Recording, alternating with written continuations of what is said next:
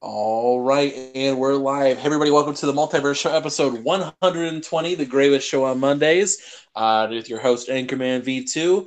We got a lot of stuff to cover today. We have a couple Multiverse core members on the staff. But quickly, I want to do just give a shout out to Mike. He's not going to be able to make it to the show tonight. He is sick. I mean, I'm sick, but I'm different I can levels tell of you why he's sick. dedication here. So I can tell you why. Michael is sick because he has spent too much time gathering outside Matt Hardy's house, trying to glean some of the power that Mr. Hardy has, but failing. He has been stuck outside and to succumb to the cold. What a weak man he is. Love you, Mike. All right, so we're gonna get things started tonight. First off, we do our introductions. First off, we have the Baron of Britain, the Caesar of cinema himself, Mr. James Wilson. You're very welcome to have me here. I have been relishing in the fact that I didn't have to stay up until 6 a.m. last night watching the Oscars because, man, the Oscars has been a parade of bull crap for the past year. But apart from that, I've had a lovely week. Hello. All right, and we have the White Wolf himself, the Piedmont Paladin himself, Mr. Samuel Tolbert. Hey everybody, how's it going? It's good to be here. Always great to talk gaming, news, comics, and of course the Oscars with everyone here on the Multiverse Core and the Multiverse crew. Let's get started. All right, and we have the hair without compare, your true Italian companion, Mr. Nick Marseille. Hey, what's up? Glad to be here again. Second week in a row. I'm the master of commitment. You know, been a good time playing games, and it's time to talk about them. All right, and we also have the Gear Master himself, Mr. Jez. How you doing, sir? Welcome back. Yo, what's up, man? It's Jez7780, also known as Grinds My Gears. What's up? Started back in the back before the first multiverse. I'm so glad to be back and talking game with you guys. Yep, let's get this thing going. And Roman Reigns is back. Just let you guys know if you're watching Raw. The big dog. For those you don't remember, Jez has been here for quite a long time. Yes, years ago, man. Yeah, I know. Yeah, man. We're gonna have a good show tonight. So, Anchor, do you want to tell the people what prizes they can win if they hit the like number this time?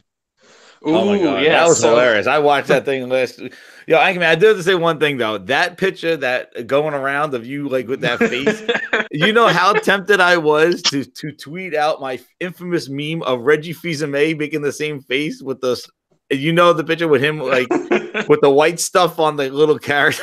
Like it reminds me so much of that meme. I just want to slap that face onto Reggie's because it's hilarious.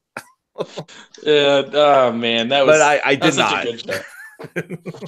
All right, yeah. So also, those of you that care, here is the update on the facial hair. Here, you see it at all? Damn. Yeah, it's coming back. It's been a week, so we'll keep you guys updated. Hashtag Anchorbeard 2019. Keep that testosterone high. Yeah, I lost my captainship on Sea of Thieves, so I gotta grow the beard back. So we'll see how this rolls. All right, so we gotta ask our immortal question we ask every week. What have you guys been playing? Let's start with those guys have been here for quite a while. Jez, what have you been playing, sir? I've been playing Just Cause 4. I've been trying to finish that up. Game is I think that game is crazy, and I just about to beat Crackdown 3. I almost beat down to the last couple of bosses, and then I also been playing Resident Evil 2, and I'm just almost done with Class Story. But my God, that game, they have created the zombie franchise it's like the most realist. Like, I just love how the zombies basically are just roaming around, have their own kind of AI, and just walk around that you don't even know where they're going to be, if they're going to be in the same room or they like made it to another room or a different part of the room. It is like the most stressful part. And Mr. X has been chasing me around. That is some tense stuff. I had to turn it off for a little bit because I was getting too tense with that thing. But man, X gonna give it to you. oh yeah, yo man, and lucky I knew who he was before, because I don't even believe if I got to the second disc when I played the original Resident Evil 2. I don't even remember if I got to it, but I don't remember him as crazy as he is in this game from the first one. And lucky I watched the videos, because I would have wasted all my bullets shooting at him. But as soon as I saw him, I'm like, oh, this is when I run, and I just started booking it, and then you just hear his footprints. Boom, boom, boom, boom. I'm like, holy crap. At least he doesn't go into save rooms in my thing. But yeah, that game is awesome. I'm gonna finish that up, and then I got Metro here, and also I have Kingdom Hearts 3, which are still in the plastic. I have to play those. Yeah. Let it stay in the plastic. Oh, we're both of them? Well, Kingdom Hearts 3. Okay. Boy. I'll give that. All right. So next on the docket there, Nick, what you been playing? Me, not too different from last week. Still a little bit of Apex here and there with my buddy. I finished Kingdom Hearts 3, which was a bittersweet pillow to swallow. As a fan of the series. And what else have I been playing? Yeah, I finished that. I'm about to finish Assassin's Creed 2. Classic right there. And a little bit, very slowly, I'm progressing to Metro. But Metro is not... It's not communicating to me. It's, garbage. Something's missing. I don't know. Is it the same structure as the first two games, or is it totally different? Sam is really qualified to talk about Metro. He actually wrote a review about it. No, it's very similar gameplay to Last Light. They haven't regressed to 2033 or anything, but the environments are much larger. It's not just linear corridors and metros. Like it's, I hesitate calling it open world. Open world feels a little strong, but there's big enough areas that multiple times you have a map that you can use to track you. You can take a boat and paddle your way through many different islands, take zip lines to different areas. Like it's much more open and free form. Yeah, because they do advertise I think it suits sandbox survival on the back of the box. That's all I was like, oh, if it's different. Yeah, and so I think it suits the gameplay a lot more than the linear corridors. Yeah, because I didn't care for that in the other two. That's why I went with this one, because of the like the openness of it. Yeah, Sam. Mm-hmm. Do you know if someone has made a mod of the train so it's Thomas the Tank Engine? If they haven't yet, they will soon. Now that you said it, you willed it into existence. Yes, you have created a stable time loop. You have cracked the time egg, and now it's going to happen. I mean, cause that literally is. If that happens and it becomes canon, I'm buying that game. I don't even have an Xbox. I'll buy it. I will contact the modders I know, and we will get our top men on this situation. What do you mean top men? Not men. I'm top men. Of course. Oh man, yeah. All right, so James, and we know it's Oscar season, and yes, I know you didn't watch it, but did you play anything in its place or no? Yeah, I played a Real Life Simulator sleeping the sleeping edition DLC. Ooh. That's always good. Yeah, let's do an Oscars recap. So no particularly big winners. A relatively split year. Most major films only won one. Only a couple won two. Bohemian Rhapsody was the big winner of the night, winning 4 awards. That sounds better than it is. Like the only major awards it won was Best Actor for Rami Malek, but it did also win sound mixing, sound editing, and what was the fourth one? It might have been production design. Best editing. Best editing. That's an interesting pick, but there we go. Thank you very much. That's a very interesting pick. Yeah, for best editing, it is interesting because there's a bunch of stuff. But the problem is when people talk about this, they talk about momentary editing and as opposed to structural, which is like momentary editing is like sometimes you'll be annoyed when there are 18 cuts in one scene of somebody sitting down. Yeah, it's annoying. It's one scene. A structural editing is like how we structure this entire film and place it. Considering Bohemian Rhapsody falls under the very tried and tested method of the music biopic, I get why it won. But it's weird because the best editing and best picture films normally are very much the same. The past few years, it's been split. But let's talk about best picture. It went to Green Book. All right. It's surprising. Yeah, it is a bit surprising, but it's also not, because Green Book is the least offensive film in that list by a considerable margin. In the sense that actually no, actually Star is Born is the least offensive film because it's like but then again it's the one that everyone thought, oh, this is the best picture film, so that would have played against it in the long run. Because the Oscars voting system runs on a preferential system, so there are 8 films nominated. You would vote for your favorite 1 through 8, 1 having the highest number of votes, 8 having the lowest, so on and so on and so forth. My theory is that Green Book placed somewhere around 3, 4, or 5, but it placed 3, 4, or 5 for every single person who voted.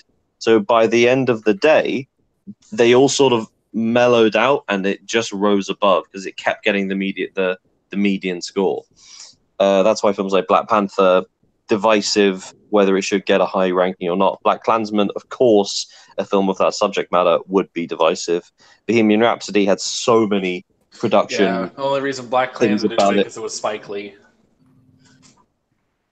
I mean, I don't want to say that Black Klansman is the best film of the year. For me, The Favourite should have won. The Favourite or Roma. I'm honestly surprised Roma didn't win because it won Best Director and Best Screenplay. No, it didn't. No, it won Best Foreign Film. So that was the trade-off.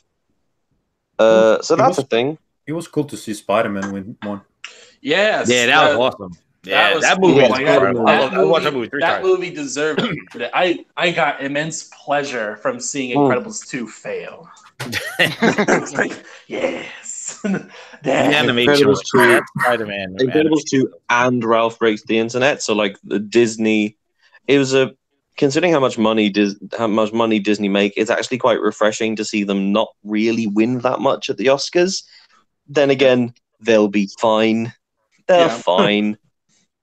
Yeah, it puts them on notice. It lets them know, hey, you've actually got some competition now. You know. Avengers Endgame will be nominated for the Oscars next year. It better. Yeah. It very well might. Yeah, I can't believe it didn't win for special effects. Like that one was. Yeah, who what got nominated for special effects? Yeah. Oh, a lot of stuff got nominated for special effects. I saw Avengers was one of them. And give me 1 second. I'm just getting there. Here we go. Yeah. So the nominees were Avengers, Christopher Robin, all right? Yeah. Solo, A Star Wars Story, Ready Player One, that's actually a well-deserved nomination because most of that stuff was done digitally, and so that's really impressive. And the other nominee was First Man, which won. Yes, that was ridiculous. That's where I have a soft spot for claymation. I really do. Like I have a soft spot for that stuff. But the reality is, Thanos alone, being a CGI creation, should have gotten them that win. I'm sorry, Thanos is the most believable CGI creation ever. Period. That movie was insane with CGI. That's crazy. Yeah, obviously the Avengers stuff. It's really great, but at the end of the day, I actually think a really good marker of visual effects is when Ex Machina won, because it was up against, I think, one of the Harry Potter films or at least one of the great Marvel films. The mark of great visual effects is that you don't notice it. Yep. You can't help but notice it in Avengers because it's right in front of your face. It's big purple people. Like, you can't help exactly, that. that's what I'm saying. But like, but if you make a big purple man look realistic. Let me put it to you this way: Did anyone else here see First Man, the Neil Armstrong film? No. Oh, like First Man. Why was I thinking of? Wait. Yeah, what was I thinking of then? Early Man. You were thinking Early Man. Oh. Well, First Man is the Ryan Gosling starring Damien Chazelle film about Neil Armstrong. These are very different movies. These are very different movies. I say boo. But okay, fine. Maybe you may not mock the film's like actual quality, but did you notice any visual effects in it when you watched it? I mean, yeah, they went to space. Yeah. But like space is easy to fake. It's like it's all the other stuff is like making things float effortlessly. I'm sorry. So you're saying the moon landing was fake then? Oh, conspiracy theorist here. If it's so I'm saying easy. in 2018, it's very easy to make the moon landing look fake. Just giving you a hard time. Yeah, but that's why, and I actually think it's actually really cool to see a film like that win best visual effects, because it's making people's work so good. It looks so good that people like didn't realize that it had loads of visual effects. The same with costume design, because costume design, it went to Black Panther, which is well deserved because it's great stuff. Sure. But like it's really easy to make extravagant costumes. Anytime they have a big costume drama, like The Favorite, like it's just full of brilliant costumes that you can't help but notice. When it's just like people wearing clothes, you don't notice it, and that's the best filmmaking, is that you don't notice the great things about it. Is that the reasoning for why Suicide Squad got the Oscar for best makeup? No, that's because they literally made a crocodile man. Hey, I don't like that film, but the makeup, Star Trek Beyond was robbed. Star Trek Beyond was robbed. I agree with you, but it's makeup and hairstyling, and the hair in Suicide Squad is really good. Wait, whose hair? Yeah, whose hair? Harley Quinn? All of them. What, the stabby lady? I don't think Will Smith didn't. The other guy was, the Inferno guy was bald. Yeah, Croc was bald. Will Smith was bald. Okay, so it's makeup and hairstyling. So like all the makeup on Enchantress, like what's real or enhanced. She's a model. But did they create 100 new aliens for the franchise? No. I'm not. I agree with you, but I'm saying to say it's an undeserving winner, it's an undeserving nominee. Winner. DC deserves no Oscar. Isn't there a Harley Quinn movie coming out, like her movie? Yeah. Oh, Birds of Prey is coming out. Hey, no. I think you have to say the proper name. The proper name is Birds of Prey: The Immaculate Emancipation of Harley Quinn. That is the name. Oh. All right. Well, I refuse to have it. I got to cut this conversation because something just happened that's extremely important. Yeah, but basically, I don't have anything more to say about the Oscars. I know. Other than I just hope that we don't have to go through what happened in the year leading up to this Oscars next time. I wanted to announce a host really soon. I want people to just be like, just let them host. I want the ceremony to be shorter. I want them to perform all the songs. I don't want to have any single montages of how great films are over the past 100 years. Rant over. The Oscars are fine. James, I have a question. How did they compare to the Video Game Awards of 2018? Achilles. Well, as I said, I did not watch the Oscars, so I have not seen the ceremony in its entirety. And I also did not watch the Game Awards in its entirety because I live in London and it's really annoying. I don't want to wake up at 2 a.m. and stay up till 7 watching award ceremonies. I have work. Like a real person. Clear.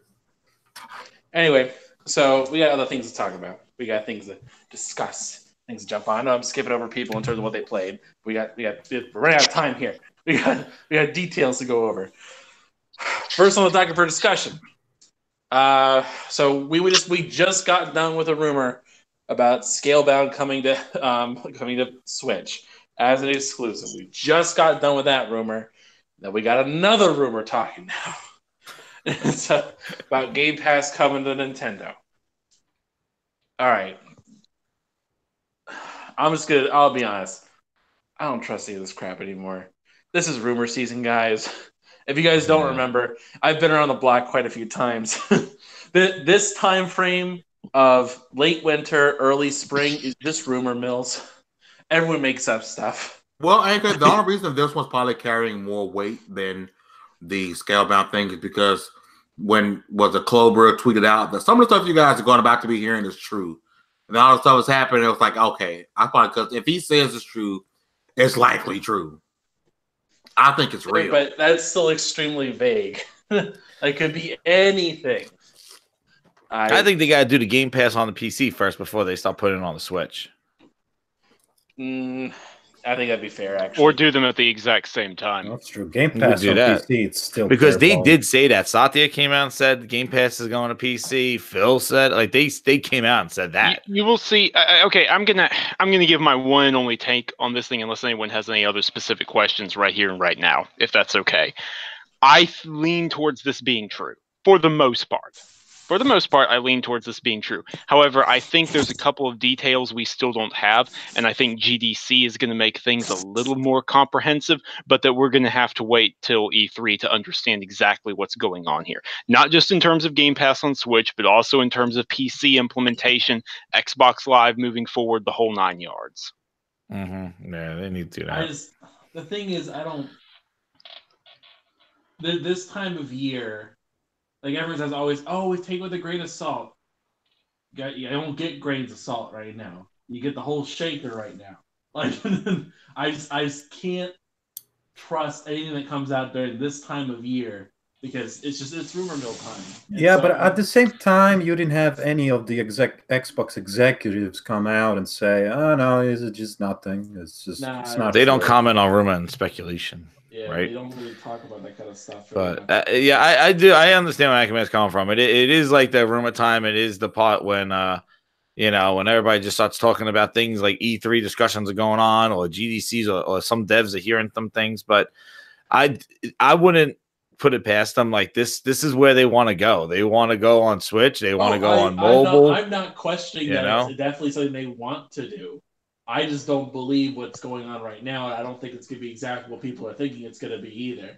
Yeah. See, you're right. Like the thing is like it really, if it goes on the Switch, it's going to be through xCloud, which they said that xCloud is going to be in some sort of beta form or something like that this year.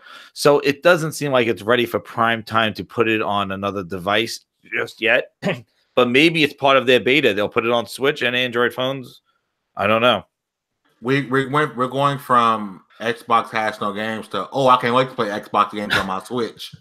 Oh yeah, if it would be cool to play Gears of War on the Switch, like somewhere. Like Mike said on Twitter, people gotta make up their mind. Is it Xbox has no games, or you gonna put the games on your Switch? No, that's the thing. People say Xbox has no games because you can play all their games everywhere else. Everywhere else being PC for now. So they have games, you can play them somewhere else, or they don't have games. It's a contradicting statement. Yes, but the thing is, it's a statement with a lot of nuance that doesn't. the thing is, Xbox has no. The line is Xbox has no games because exclusives. I guess. Yeah, that's the true thing. Exclusives. I guess, but that's not what people are saying. It's like, they have no games, but I can't wait to play these games on my Switch. Or you're getting, hey, I won't buy Xbox One. I can play the games on my PC now. I can play the games on my Switch. Like, pick a narrative, people. It's two things. One thing is the fact that you can play Xbox games somewhere else, and the second thing is there are games. Those few games that they have are not scoring great with the critics too. So we can't confirm. So we can't confirm there are games. We're confirming this. The problem is that the terminology people use is Xbox has no games, but it should be Xbox has no exclusives. That should be the term. True exclusive. Yeah, it's trying to take people at face value now. You say no games, I'll show you games. I'm right, you wrong. Now, my thing is, if it is true and Game Pass is coming to Switch, I don't think anyone's gonna care. I know Sam and I talked about it last week, saying if that were the case, it would be the equivalent of like Microsoft putting Word on Mac. It's there. Is anyone using it? Does it matter? Well, yeah, a lot of people are using it to crush Google Docs. Because nobody uses the Mac software. And I'll say this. If this does happen, that's their thinking. If this does happen, and I think it will happen, their thinking is we need to beat Google to the punch. We need to beat Amazon to the punch. We're going to crush their streaming services before they have a chance to get off the ground. It seems like Microsoft sees Google more as competition than everyone else right now. They absolutely see Google and Amazon more as they see them as more of a competition. Now, unlike what some people are saying, that does not mean they don't see Sony and Nintendo as competition. I'm not going to repeat that narrative. That's ridiculous. But they see Google. The cloud wars are the threat to them. Cloud is their bread and butter. But this is why I think that this is just one step in the really future-proofing what Xbox has been trying to do this generation. Like, they came out of the gate going, we are banking on cloud-based gaming and streaming and making this the centerpiece of your home console, of your home entertainment system. I mean, yeah, they were 6 or 5 years ahead of their time, but now we look back at that Xbox announcement and go like, they had it. They knew exactly what was going on. That's what happens, dude. Like, Xbox has routinely done this thing where they come out and tell people what the future is going to be, and the future is true, but it's not what people want to hear right now. Well, the thing is, when Phil says about the cloud gaming, he says that he's not talking about like in the next year or two. He's talking about the next 10 years, the next 5 years of cloud gaming, because cloud gaming exists today.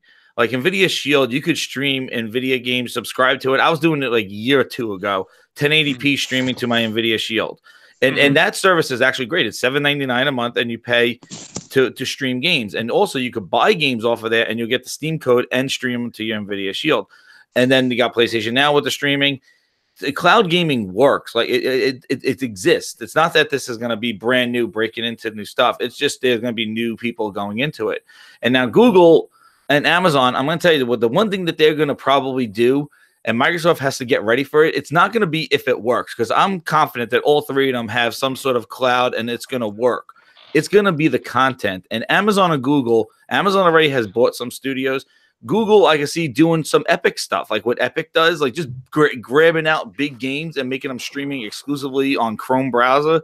They're going to go after all these things, and they're going to be hungry. And that's where Microsoft has to really get their content lined up to compete with them. Why do you think, I hate to interrupt, but just to build on what you're saying, why do you think Phil got his blank check to go build an army worthy of Mordor? Exactly. Well, no, that's exactly what they're doing, because he told Satya, hey, they're bearing down on us. It's kind of now or never, dude. Yeah, they know that, because it is, because you know that Google's going to be aggressive, because they're not going to have everybody streaming the same third-party game. Like, it's going to be who you subscribe to. It's going to be who gets the who gets the games that you can only stream somewhere else. It's going to be the content, and that's why he is building those games. So, but not only that, but one of my co-editors.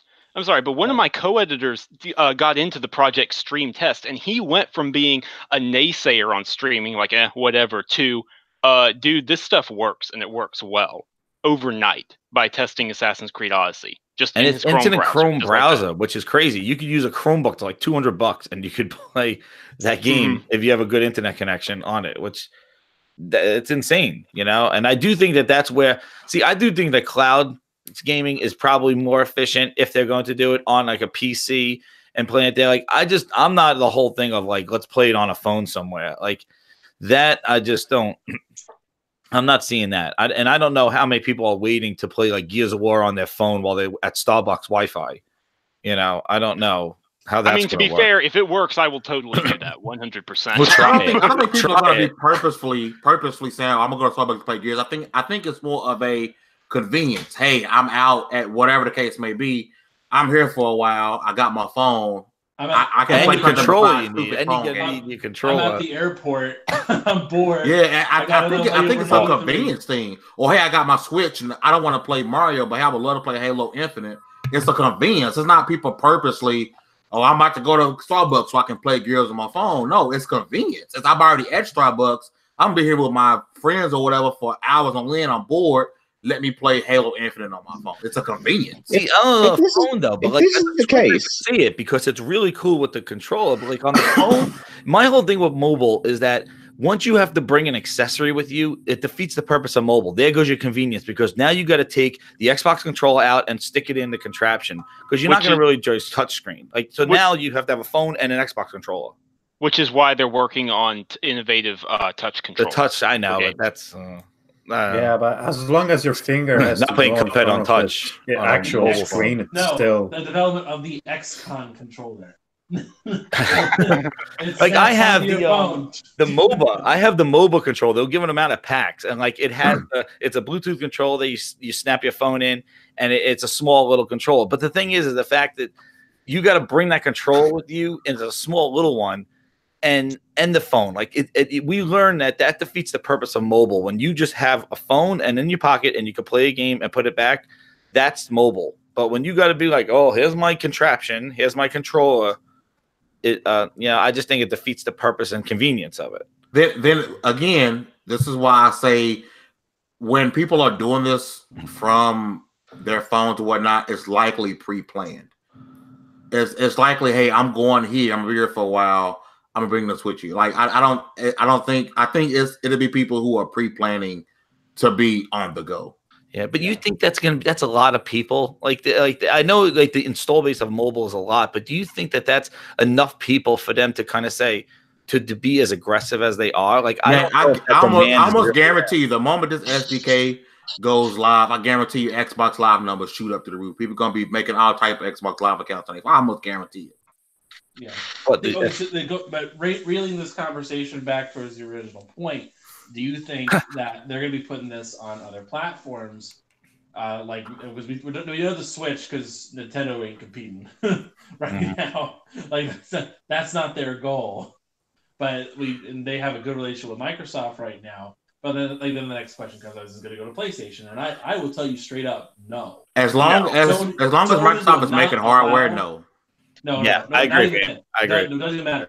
Sony will not allow Game Pass on their platform. I agree with that. Even if it is streaming, because they have PlayStation Now, that is a competing product. And they got their own PlayStation Store. Like you're not going to stream Assassin's Creed, whatever it is, when you could buy it from their store. I will tell you this though: don't expect for Sony to never change how they're doing things, just because of the fact that Microsoft, if this works, they're going to make a crap ton of money on this. And Sony, they ain't no dummies. They see money, they going after it. Sony's not doing it right now. He may do it in the future, but Sony's not doing it right now just because Nintendo, because their traditional business for them is working mighty fine. Like a full financial report, Z-Huge, an analyst, shared a full financial report from Sony. Basically, they're aware that the sharks are in the water. They're just gambling. Microsoft and Google's gamble is that streaming takes off really soon with what they do. Sony's gamble is that it's going to take a while to take off. And we'll see who ends up being right. But the advantages of Sony is that they have that big name. They have strong brand, exactly, worldwide brand, and they're going to leverage that. That's also going to be the benefit that Xbox is going to have, especially in the game streaming wars, is because people know Xbox.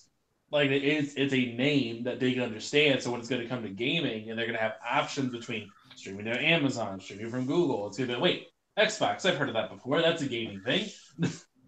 And so they would lean more towards that for streaming as an option. Yeah, all of them, all Sony, Microsoft, Nintendo, they all have the name advantage. Sony's going to do some sort of streaming, but I do think that they might have a thing that you should, like how they do with the PlayStation Vita, like stream something to a tablet or stream something maybe to a Vita 2 or whatever like that. But they're going to make you required to stream from your home console to take your collection with you. I could see them doing something like that because they already did it really with the Vita, and the Vita just didn't take off. But the thing is that I don't think Sony's going to get out of that mobile space because of Japan. They have to satisfy their Japanese customers, and they are living off of mobile. So that might come over to the United States, but that's not really what. But they're probably still going to do some sort of mobile thing, especially with the success of the Switch. The Switch showed that people want games on. They want that games on the go. They want to take their stuff with them. From speaking of the Switch, and that I do think. I mean, cut you off. I do think at some point Nintendo's online is just so terrible. I think they might as well just let it be Xbox Live as their online platform. Nintendo online is terrible. I don't know. Let me suggest something to you. I'm not saying that they're just going to replace Nintendo Online with Xbox Live because I don't think Nintendo's at that point. But you know how in Japan Nintendo is beginning tests for like, oh, you can't play Assassin's Creed Odyssey or Resident Evil 7 natively, but you can stream it to your Switch. You can. Yeah, they do that. What happens if Microsoft says, hey, our streaming tech is better, you can do it over xCloud. We'll add achievements. We'll add Xbox Live support. Yeah, and that will make up for their lack of achievements and lack of all that other stuff. Yep. Yeah, I don't think Nintendo's going to use that. Nintendo, they're still a Japanese company, and they're still going to, like, I think this SDK thing is more for developers to have some integration into Xbox Live with achievements and things like that on other platforms by using the SDK. Like, I don't think it's there to replace what Nintendo's doing, because Nintendo's charging everybody their own fee for their own internet, and they got their NES whatever streaming, that thing, and they might add Super NES games to it. Like, they got their own ecosystem. They just don't have the chat and party thing down. That's broken. Which well, Nintendo is charging people, but let's be honest here. Just like how I know, if this was to ever come to the Switch, Microsoft not charging nobody but Xbox gamers for Xbox to play online, bro. Yep. Yeah, I know. Keep it funky. They only charging on Xbox gamers, and that's a huge problem, man. That is messed up. And that right there is something they need to address at E3. In regards to the future of Xbox. It needs to go free now. Yes. Combine it with Game Pass and call it a day, and that's it. Or simply make Xbox Live Silver to where you can play your games online. None of the extra stuff. Yep. Yeah, so that's easy. One thing I'm not clear, I don't understand. It's like, I understand why people don't believe that Xbox Live is ever going to go to PlayStation, and I agree with that. Because I really don't think that PlayStation will ever allow it, for a clear reason, because there's going to be this conflict of interest.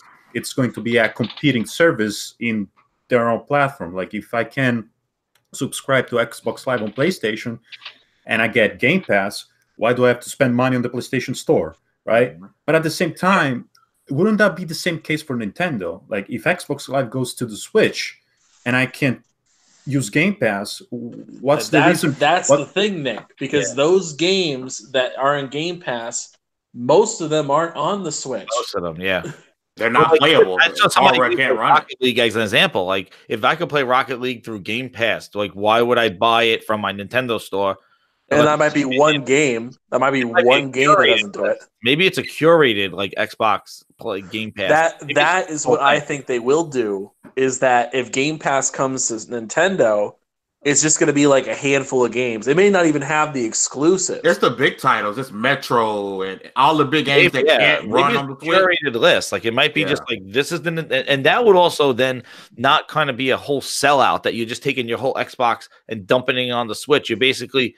It still makes the Xbox still like that's what the whole thing with this whole thing is. Like, you really can't just take the guts of your Xbox core and just kind of just sprinkle them out there like ashes, to all the devices. You got to maybe leave some sort of core elements to the Xbox, not only just paying it natively, but maybe all the games are available on your console or on a certain device where it might be curated, even on Android. Maybe they do certain games. They don't do all of them. Yeah, that's what I'm thinking. I think there might be like licensing issues necessarily. I know you're streaming it, but there might be an issue there. I'm not quite positive. And so I would just assume, at least in this case, that it's not going to be every single game. It just may be like a couple crossover titles here or there. But anyway, that's another thing. So another rumor. Do you want to talk about? Because again, it's rumor season. The rumor right now is the next Xbox is going to come out either this year or next year, which I think that's a pretty safe bet. No kidding. But supposedly, it's going to be called Xbox Infinite and launch with Halo Infinite as well. And the naming makes sense. Wait, this year or next year? Next year, right? It's the rumors range. I heard this year, but I've heard other people say next year. But no, this year. The rumor that I've heard about Xbox is that they're going to release 2 consoles. Yes, one with a disc drive and one without. That's the one I've heard. Yeah, they're supposed to release a disc driverless, a disc driverless one this before E3. They were speculating that's supposed to come out, and that's not going to be any next generation. That's going to be an S, basically without a disc drive. But the one I've heard is like it's going to be like the driverless one is going to be the next gen console, and it's going to be the flagship. But if you want Lockhart, you saying Lockhart? Is that it? Codename Lockhart? Maybe. No, Lockhart, they're targeting 2 SKUs. Yes. Yeah. I think the very high end is going to be the Anaconda. That's going to come with all. That's going to come with all the things. Is the lower one of the Scarlet family, which is the next generation one. Yeah, but I'm not so sure about the naming, but I can tell you definitely it's fall 2020. Like that's Xbox Infinity sounds. They're not going to call it any of these cool names. They're gonna give it a dumb number like they always do. I think it's called Xbox. Done. It's called Xbox. I'm in the Xbox Infinity camp. I think that sounds. We've been saying that they should call the next Xbox Infinity. I think since the Xbox One. Man, since the inception of this show, yes, dude. Exactly. Like I remember when I thought of Xbox Infinite, I was like Xbox Infinite. Yeah, and we decided it's like a sideways 8, and then yeah. But with marketing, they can play around with the thing like, that's the never, that's why generations are over. It's like it's never ending gaming. They can, my buddy on Twitter, Dave, was saying like they can like almost make fun of the number thing that PlayStation does. Like there's a lot of marketing. Yeah, I just flexibility don't think that number like 5 is better than 1. They can tie it in with Halo itself, and that's also a big marketing thing. By the way, I don't think PlayStation is going to call it PlayStation 5. I don't think they will. No way. No, they have to. They're too deep in. They go like it because like the thing is with numbers is that you get to a certain point. Like look at games in general. You don't really see 5s. It's very rare you see a number 5. We have 5. Halo 5. Yeah, you had 10 iPhones. Here's 5. Yeah, but the thing is, the iPhone comes out every year. That's different. We have 75 Final Fantasies. We have Resident Evil 5. What I'm talking about is that if you watch other games and like they stop after 4 numbering it, then they give it some generic name. We have like, Forza 8 coming. Yeah, but, right? I'm sorry. No, it's going to be called PlayStation 5. After that, I don't know. We'll see what happens. We'll see what takes form after this, but it'll be PlayStation 5. One of the more interesting parts, I want to like rewind here a moment, is Halo Infinite being a launch title. I can definitely see that. And part of the rumor is that they are targeting far more RPG elements for the game in terms of story decisions and things like that. I'm down for that kind of thing. I think that's great. I mean, if game companies learn one thing from the launch of the Switch, which was amazing, is that if you come out with arguably one of the best games that you'll ever produce for that console, it's gonna be successful at least for a year. Mm-hmm. Mm-hmm. It's just that the twist of this whole thing is that a launch title that if Halo Infinite is playable on more devices that evening than getting it for the Anaconda. That's the dilemma that they run into. It's like if you could play Halo, that launch game, on your PC, on your other Xbox through streaming, on a Switch, on an Android phone, at midnight, like, are you lining up to get Anaconda? Like, how many people are going to be doing that? Me. Look what happened with Red Dead Redemption 2. But it really look what happened with Red Dead Redemption 2. And I'll counter you with Breath of the Wild. They saw the X was that much better. It was like, well, I'm buying an Xbox.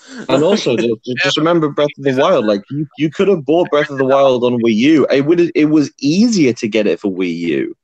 It would cost $300 less.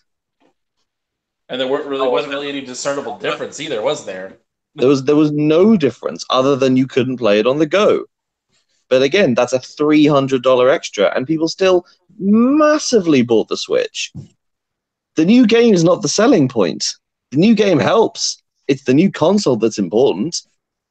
Yeah, but the Switch was a whole different type of mechanism. Like, it was taking the game on the go. Like, it wasn't just a better version of it wasn't like a higher resolution of the game only. It was basically something it was a whole new way of playing it. The beginning of every generation, it's always the balance of every single component. It's never just, it's only just power, or it's only just price, or it's only just games. You gotta have like at least 2 of those like in place, stable, and fucking nailing it. At least 2 of those 3 you gotta have. Yeah, it'll be interesting to see if Anaconda has some sort of hardware differential, not just power, but maybe something like a streaming chip or something, like maybe something that's really going to change how a game plays on it, because that will definitely be different than, like, I just can't see it being like how the X and the S are different. It has to be something that has different types of hardware that provides a different type of feature set to a game. You know, I mean, all I hope is that the new Halo game like has really good gun feel, because that Anaconda don't want none unless you got guns, son. Oh my god! The thing with Halo Infinite is that I hope they don't go too crazy with this open worldish thing. Like the thing is that they have the third part of a trilogy, so I'm like still kind of confused on how they're going to kind of wrap up the trilogy of the Reclaimer trilogy. With that now, this kind of not Halo 6, but it's like it's going to focus on Master Chief, which is kind of weird because Halo 5 we ended it with the gangs back together again, and I don't know how they're going to just kind of focus on Chief or do that, because they know that they need to focus on Chief because of what their feedback they got for 5. So it's going to be a real kind of strange how they kind of continue the story, because I did hear from Greenberg when he was talking about Infinite saying it's going to be good for newcomers and fans alike, which is always a challenge. I like the last trailer. I mean, the last and first trailer that they had for Halo Infinite. I don't know. It gave me that. It gave me that Horizon Zero Dawn-ish vibes. Open world nature. You know what, Nick? Like, I'm sorry, I'm not trying to interrupt you. It reminded me of Halo 1, where everything is weird and but it's vast. You want to explore. Like and you're not sure. Yeah, it feels like there are hidden secrets around the world. And it's a saga, Jose says in the chat. He says it's not the trilogy. Yeah, no, they did officially say it's not a trilogy anymore. Okay. It's whatever they want it to be. It's a saga. Whatever they want. I mean, I've just cut to the chase. That's what it is. Yeah. Whatever they want. But no, I'm very excited there, especially seeing like what kind of RPG elements are in there. Like, imagine if you can customize a Pelican as like your own personal warship and take it to any part of the ring. All the freaking Halos. So multiplayer. That'd be cool. Pilot a Pelican in all the multiplayer. So they gave us those other ones. Like, I always wanted to just grab a bunch of team deathmatch and just everybody, like 6 people jump in a Pelican and take it to I capture the flag and just take like 6 guys in a Pelican with a warthog in there and just take it to their other base. Like, I always wanted to do that. Never did it. They always came out. They did come with the flying vehicles though, with the Banshee and then that other one, which they took out in Halo 4. Did they? They took out that the human one. The human one. No, the human one. They had it in Halo 3. What was it called? It was like Hornet. The Hornet. That's what it was. Yeah. They took it out in 4, I think. I think it was in 3.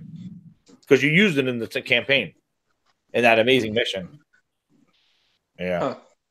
Anyway. So next thing we gotta talk about. I want to talk about Fallout 76 for a second. No. So yes, Fallout 76. Uh-oh. This is important. So Fallout 76, as pretty much everybody's aware at this point, had a very much maligned release for several reasons. Coming out 4 months later, I honestly at this point just think it was a miscommunication problem. Like, besides, nylon bags and crap. Besides that, which I don't think any really mattered. I think the real issue was that people got the game being told it's Fallout with your friends, and it is Fallout with your friends. It's not exactly what you think it is. It's a well disguised MMO light. It's trying to be in that games as a service kind of Destiny, Division, Anthem kind of thing, where it's you're going to come back and the game's going to be different, but there's more content for you to do. But we didn't have any roadmap whatsoever about what they were going to do post-launch. So we heard they were going to do updates, and pretty much all the updates they've done so far have just been quality of life improvements, like increasing the stash size and other boring stuff no one really cares about except for me. But they finally, last week, just put out a announcement, and they just said that what the actual roadmap is going to be. I'm not going to go over in super detail about it. There's going to be 3 big updates over the course of this year. starting in March on the 12th. They're going to have the Wild Appalachia one. It's going to be more focused on wilderness. There's the new PvP survival modes coming out. So if you care about griefing other players, this is the mode for you. So you finally get what you want. You're gonna be able to make moonshine. You're gonna be able to do brewing things. You can. They're gonna have backpacks, which is a mod I remember that was in Fallout 4, where you can actually have your own backpack and you can like prep it with like stuff. So like you could put stuff in that backpack. So let's say if you were in this case where the way it would work is my understanding of how this would work is you would pick up different backpacks for different things. So let's say you have a raid backpack. Oh, we're gonna go do the raid over in Vault 94. I have a backpack that's already filled with 20 stim packs, all my drugs to be buffed up and ready to go. So I don't have to go there and pick up everything beforehand. So you can prep it for certain activities. You pick up your backpack and go. Like, that's great. That's what I want. And has Todd Howard come out and apologized for Fallout 76? They apologized a while ago. Todd Howard, did he? I don't remember Todd Howard did it. I know they released a statement. He went into hiding, man. Well, that's how Todd always he went into his own He, shelter. He's gonna come out at E3. When Todd does the announcement and as soon as that game launches, he's gone. Yeah, man, that guy could sell anything. He's gonna come out at E3 and be like, "Yeah, Fallout 76. We had some rough cases, but let me show you this Elder Scrolls." And everyone's like, "Ah," or Starfield. Everyone immediately forget. They'll forget. By the way, speaking of Bethesda, this is something interesting. So Bethesda actually put out a placeholder on Amazon. You can pre-order a invisible game that doesn't exist. You can pay $60 right now, even for the collector's edition, but you don't know what game it is. Like, you can put in a pre-order for $60 and not know what that game is. It's probably Fallout VR for the Xbox One X. It's gonna be crazy. I gotta see what's gonna happen. So yeah, it's gonna be something different. I don't know what it's gonna be. It could be Starfield. Could be Starfield. They could be doing an announcement soon. Like this is what they Well, it's do. definitely gonna be Starfield. That's the next game, right? It's not gonna be Elder Scrolls. That's the game studios, yes. Yeah. But the publishing wing could be anything. I don't know. But that's a different thing. So yeah, going back to the roadmap. So they showed off that stuff. They're gonna have a new mode called Nuclear Winter that's gonna come out over the summer. They're gonna be introducing raids in that one as well, and a couple other things. Then they have the Wastelanders one coming out. I looked at this, and there's a ton of content coming out here. This looks really good.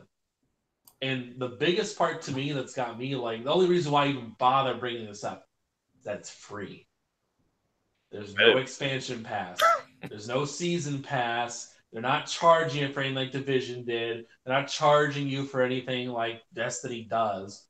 Like, everything is free. It better be free. Yeah, it better be. And that tells me that this game ain't going free to play anytime soon. Like, they need that money. So they're not making this game go. What happened? Wasn't Doom supposed to come out, like the Doom sequel? Isn't that like gonna be like an open? Doom Eternal. Doom Eternal, yeah, right. Because they announced that at E3. Is that? I don't recall that being open world. No, I think maybe it might be slightly bigger, like more complex level. Yeah, I think it was like a bigger world. Yeah, it wasn't open world, but it was bigger. It wasn't like the corridor stuff. That was the big difference. I remember showing that.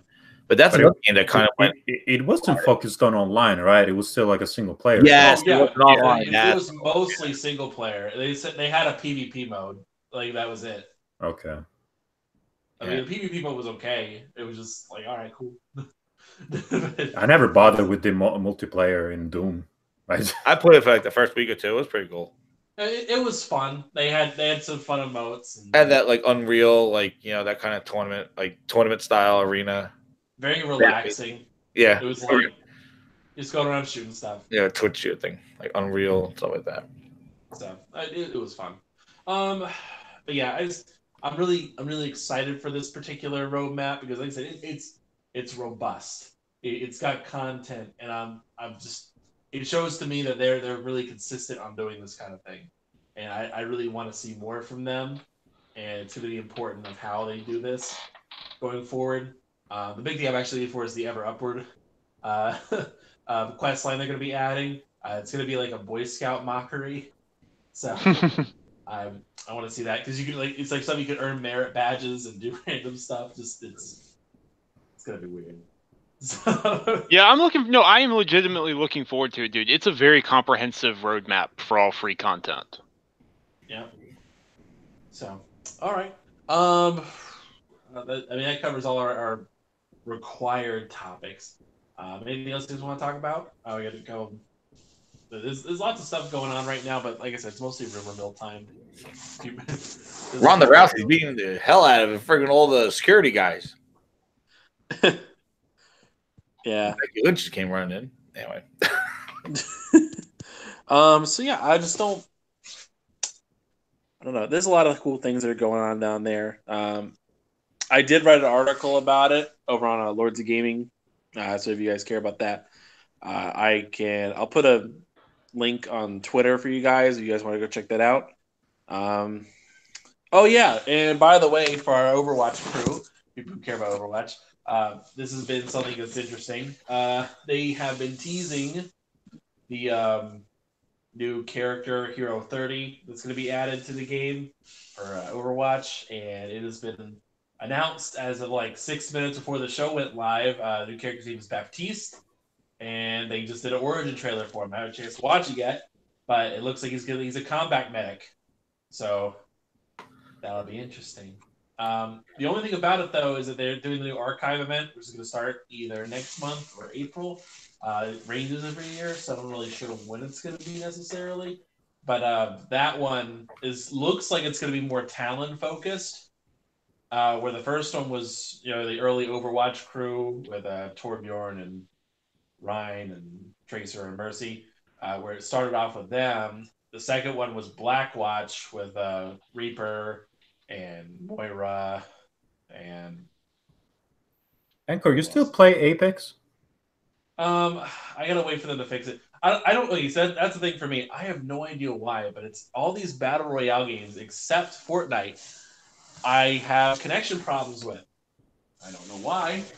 It's always like whenever it comes down to dropping. When you're ready to drop, it's like nope, can't do it. Really? Yep, it's been a routine thing. Well, Fortnite gave you the pain in the butt with creating the account. I don't know, using the account. Oh yeah, now that's okay because now they allow crossplay. So that's fine now. But yeah, that was a different thing. But like, I can drop fine in Fortnite. It doesn't do anything. But PUBG is just I can't drop. It's about every other time I can do it. Or if I'm playing solo, it's totally fine. Or if I'm doing so it's with friends the issue? Well, not even that. If I just do squads in general, like then it has connection problems. But then that sucks. Apex has problems with it too. I played the that new Cops and Robbers mode in Blackout.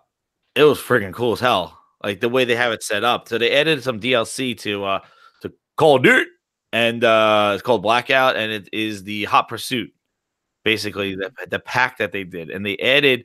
So, have you guys heard about like what they did with this? Okay, so what they did in Blackout is that they added Cops and Robbers. So basically, it is 100 people, and they are on the map where there's police vehicles, and there are basically like robber vehicles.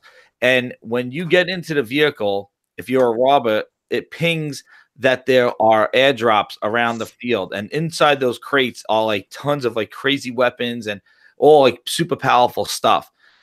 Then when you're in the robber car, however, when you land and if you get into a cop car and you turn on your sirens, it pings where the robbers are.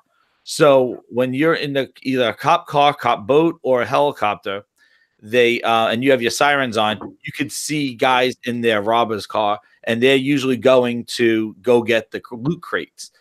And it's a respawn mode because with every ring, as long as one player survives the ring, your whole team respawns. So when I was playing it last night, what happens is that near the end, it showed you how many people are in the queue, and in the smallest circle, it spawned about 17 people to the already 30 that were there. And at the end, it is just a massive craziness in this big circle, in this little circle of like people just like kind of coming in, and there's a huge just death match of squads games. But it has this whole cops and robbers feel because all there is just cops and robber vehicles on the map, and it's really cool like twist to it. It's like what Apex Legends did with the adding kind of Overwatch feel to to the whole battle royale genre. But the cops and robbers thing is pretty cool because depending on the vehicle you get into, you actually could either seek out the robbers who are going to get the crates, or get in there and go get the crates as the robber. And once you get out of the car, then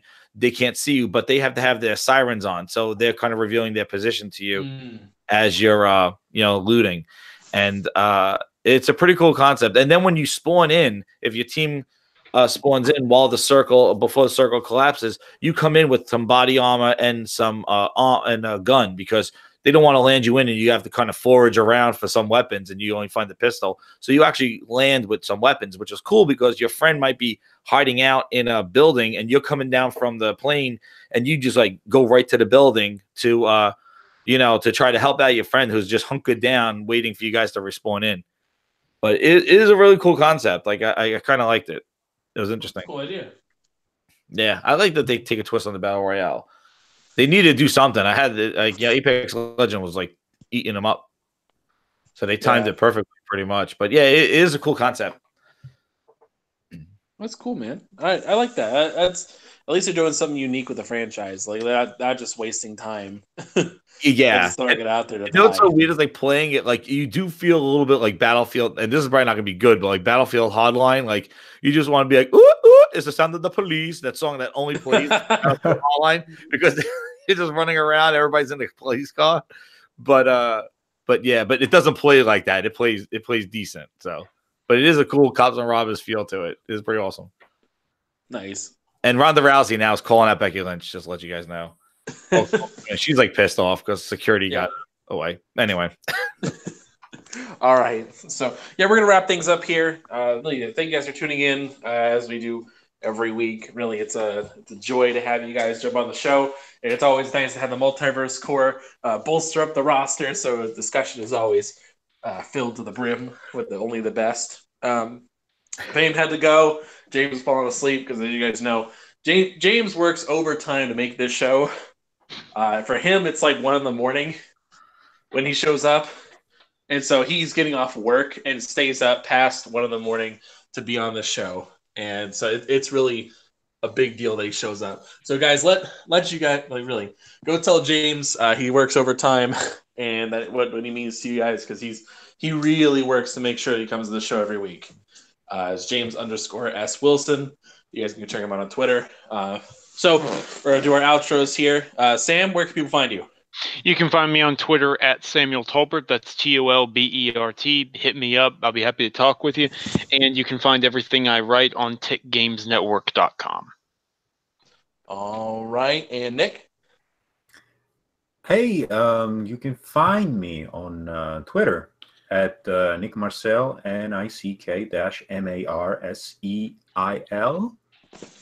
And I get really messy in there. I fight with a lot of people, and I'm a big child, and all that stuff. It's fun. Come talk to him about how much he doesn't like Horizon Zero Dawn. Yeah, you'll see the beast that's in me. He'll have some choice Italian words for you. Other than that, yo, what's up, everybody? It's Jeds7780. Follow me over on Twitter and on YouTube, Jeds7780. What grinds my gears? And you can find me over there. And thanks again, guys. It was a pleasure speaking with you guys. All right, I'm Anchorman V2. You can find me on everything. Same name. Everything. Across the board. Like just same name across the board. So anyway, guys, thank you guys for tuning in. Remember to go like and share the show. We really appreciate you guys whenever you guys do show up and watch. We had a good live following base today, so I'm happy. Just remember to leave a like and share the show, and we are out of here. on the greatest show on Mondays. See ya.